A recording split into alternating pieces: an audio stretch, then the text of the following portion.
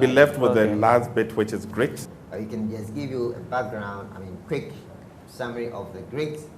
Grit is more like complementary to the growth mindset. It's a combination of your passion and persevering on your passion.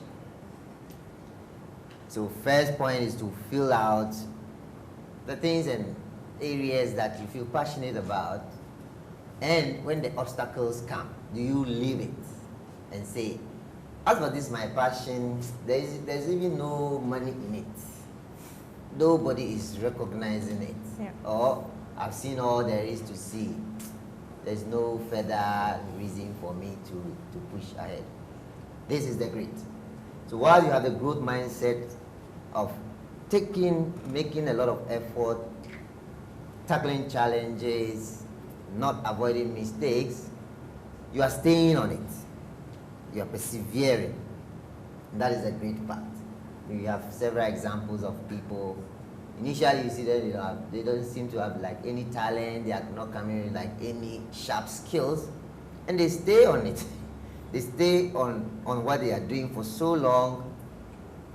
We are the same people. We go back and say, this guy, I saw him when he started this thing.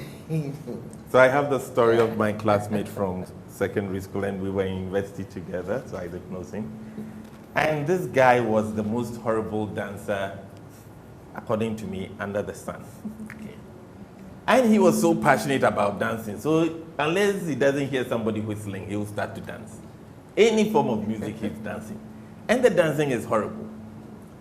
He kept at it, and without us being aware, he actually was improving in his dancing.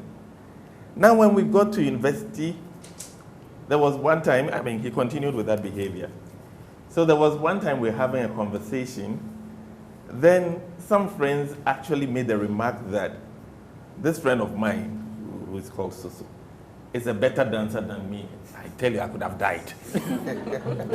It's not possible. So I started observing the guy, and truly, now he had rhythm and he dances. And for me, that's a good example of grit, because he had passion to dance, and he kept dancing regardless of how much fun people were making of him. And because he kept doing it, he got better at it. Okay. Yeah. So we have this little thing for you to read by yourself on grit. Go research it. The story of Tiger. We know this man. Okay. That's him, and that's still him. Okay. Then some of us may remember these pictures. Okay. The typical great story. You can Google Tiger Woods. They say the rise and fall and rise of Tiger. From grace to grass to back to grace. Okay. And that is a typical story of grit. Had the passion, and he stuck to it, worked hard, stayed focused until he got success. So, we know this man. Yeah. Okay. We'll end with his short message. I failed for funny things that I failed a key primary school test for 2 times, and I failed 3 times for the middle schools. For 3 years I tried to fill in the universities. So I applied jobs for 30 times, got rejected. I went for a police, they said, no, you're not good. I went to even the KFC. When KFC came to China, come to my city, 24 people went for the job. 23 people were accepted. I was the only one guy. And we went for police. 5 people, 4 of them accepted. I was the only guy that I received it. So to me, being turned down, rejected.